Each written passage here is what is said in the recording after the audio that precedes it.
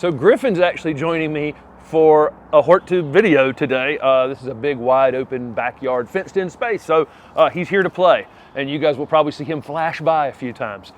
Welcome to HortTube. My name is Jim Putnam. This is the continuation of a garden rehab video series that I'm doing. I did the first video. Lots of you have watched that video. I'll link it up here in the corner. It's out here by the road. And it looks great. There's actually still a couple pieces I'm missing from that section, but we'll do an overview of the whole thing once these 5, possibly 6 sections are complete, and some things will be added next spring as well, so you guys will see this thing come a long way. I have plants on my left, or your right, that are going in today for part 2. There's a couple retaining walls behind me here, behind the house, that these pieces are going in.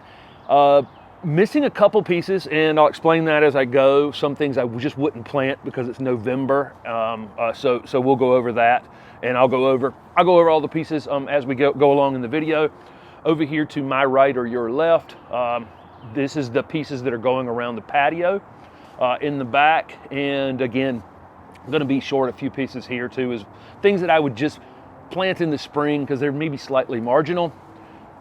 The last 2 spaces later in the winter, I've got some screening plants to go in on the side of the house, and then a little front yard garden, a little hidden garden that's going in up there that's a little lower than the street out front. That should be super, super interesting. So let's go. The space that's being landscaped in part 2 has some existing Encore Azaleas that you can see blooming right here. It's right here at the beginning of November. That's how I know they're Encore Azaleas, because they're blooming in November.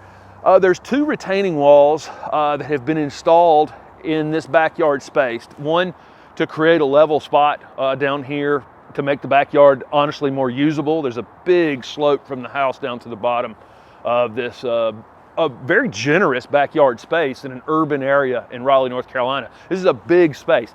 Just wasn't very usable. So these walls got cut in. The camera's probably 10 feet above where I'm standing. This bottom wall is maybe 4.5 feet. The second wall is maybe 2.5 feet, something like that. And they're part of an erosion control system as well to keep the water from rushing down this hill so quickly. The water still can get down through the steps though. There's a beautiful set of steps that was installed here, and obviously the water can still get around them. So part of the plan here is not just to beautify this space, but also hold this soil in place. And so today you're going to see a lot of the shrubs go in, and then I'm going to come back in the spring and add some perennials and ground covers along this edge here to really stabilize this bank.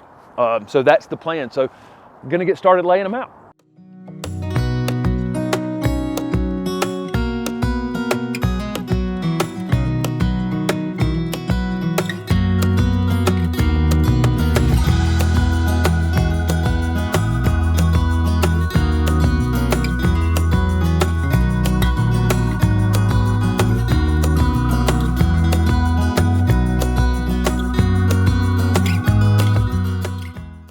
The first video in this series out in the front was a lot of sun. It's a whole lot of sun out there by the road.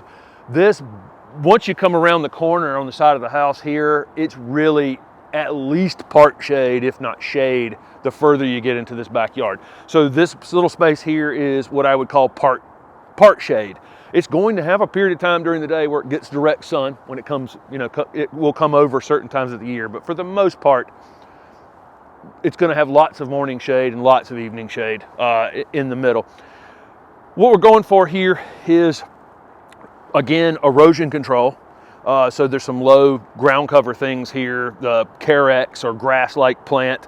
Heucherellas. Heucherellas tend in our clay soils here to not like growing in really flat spaces. So this elevated wall really gives me the opportunity in a part shade elevated space to use Heucherellas or Heucheras or Tiarellas, that kind of thing. This is, I think, turned out to be a good mix of texture and color and leaf size and leaf shape.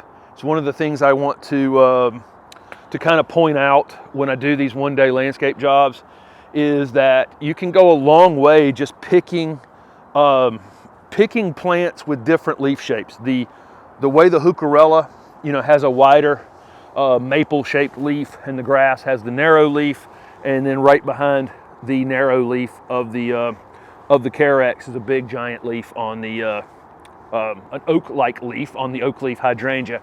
So I want you to kind of notice that, how the size and the shape of the leaf and not just the color of the leaf can go a long way in landscape design. And the other thing I really like to have in a garden, which we can really do here in the Southeast, is have year-round interest. So between the Encore Azaleas that are going to bloom multiple times a year, and the Everillo Carex, which is going to stay gold, the Heucherella stay evergreen, the oak leaf hydrangeas will flower in the early summer, and then they have the beautiful fall color.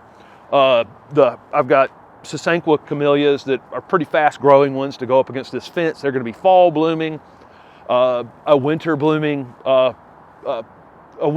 camellia as well that you'll see. I'm going to go over the individual plants at the end after they go in the ground, but that's what's been thought through here. So it's been about, how do I keep the water from, in landscaping we have to sometimes have function first, which is to stop this water from coming through here. Then secondly, leaf texture, leaf color, and then year-round interest, trying to accomplish all of those things. So I'm going to sink them in the ground and then I'll cover them individually.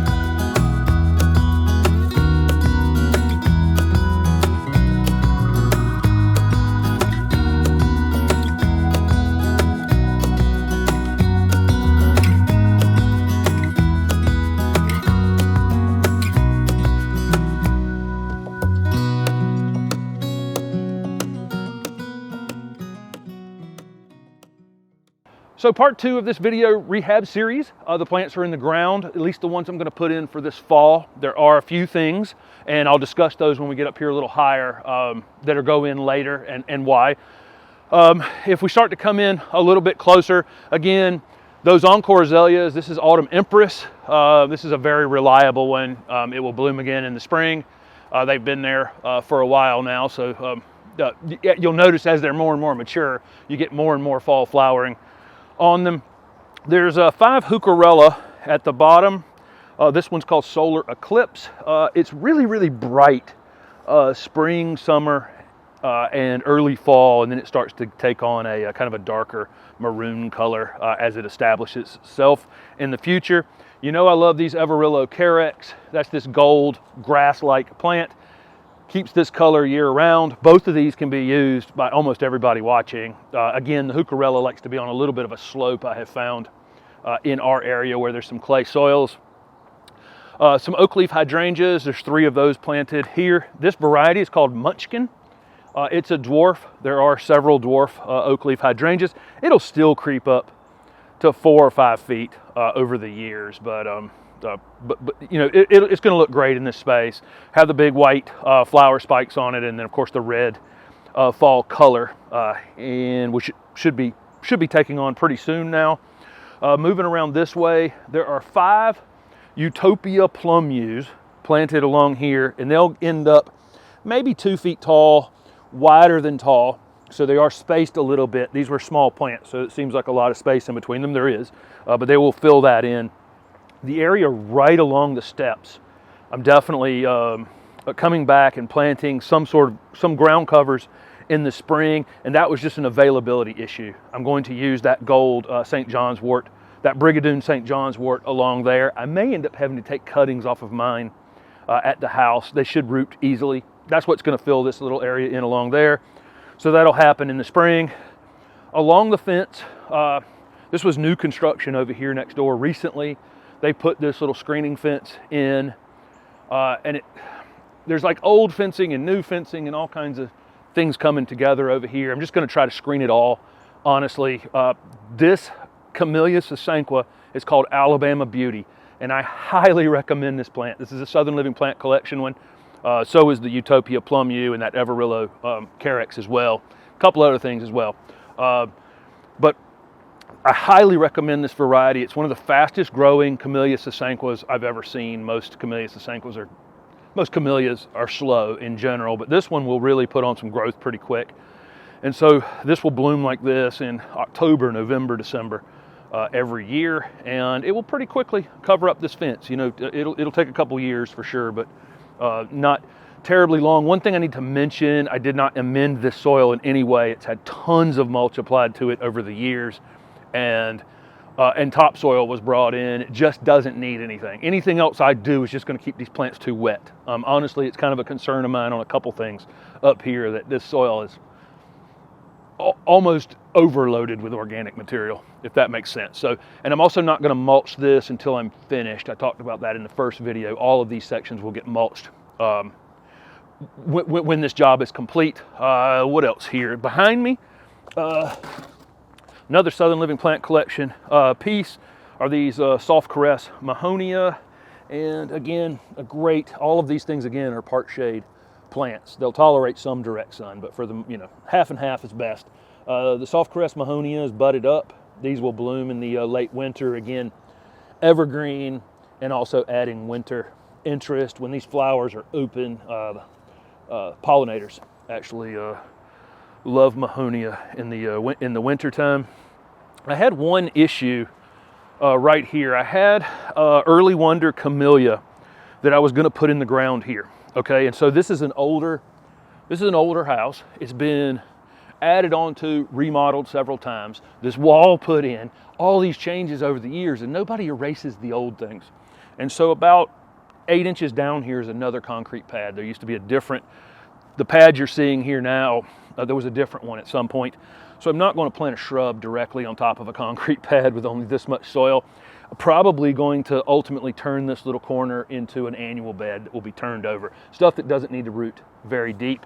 And then when you get away from that a little bit, away from that concrete, I can put a shrub in. So I abandoned planting that.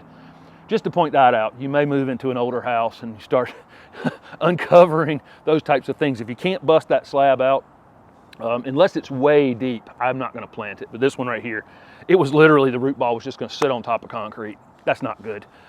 I put in one of these Moonlight Lace Viburnums. I recently showed this plant at Pender Nursery when a tour with Doug Wright. If you want to go back and watch that video, this is a fantastic viburnum. It will bloom in the spring. So that's a spring interest plant.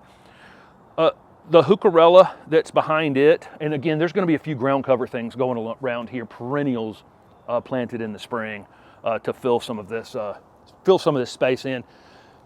This is a heucherella called Alabama Sunrise. Very different looking plant during the spring and the summer. Got some gold highlights, and then it turns this kind of plum pink color in the winter time. Again, it's got good drainage up here, and that's the reason I would use heucherella up here. The next thing going this way is there are 9 aspidestra. This is a cast iron plant. These are just the regular green aspidestra, just trying to get a vertical element in this space. And in between that are going to be some Fats hedra or that white fatsia, spider's web fatsia that I have at my house to give some contrasting color. I left the space for that. they're barely hardy here, and I did not want to plant something that was barely hardy on November 4th. So there are a couple spots here that I have something in mind that is barely hardy, and I just don't want to plant it in November. These cast iron plants should end up in the future about this tall. They should fill in these little triangular spaces completely. And if you're sitting up here, they'll offer a bit of a screen, to about this height, but you'll be able to see over them. And then looking back down, looking back up this way, it'll just be like a spiky, almost grassy looking look to it. So those are the pieces that are going in on part 2 of this landscape rehab video series. Again, I've got the plants here already for part 3, so you'll see that one very soon. Part 4 and 5 might be a month out or something like that. Not really full-time landscaping right now, so it's when I'm available to get over here and get these things accomplished. This is going to turn into a lot more videos because I think there'll be a part, beyond part 4 where the screening plants are going there and that little hidden area. This wooded area down here at the bottom, we'll probably be installing some things in there as well, and then coming back and then mulching the whole place to get it kind of a finished look, and then also filling in the spring with annuals, some perennials, and some things that aren't quite hardy, and some things that aren't available. Guys, if you're shopping for plants right now, there are certain things you're just not going to find, and so some of this job, although I think it looks great, is not necessarily, there were a couple things that were substituted here along the way. Prepare for that or leave a space open. It is what it is until the nurseries catch up. It may take a little while for that to happen. Thank you guys for following along with this. Don't forget to subscribe to the channel so you're alerted when part 3 goes up.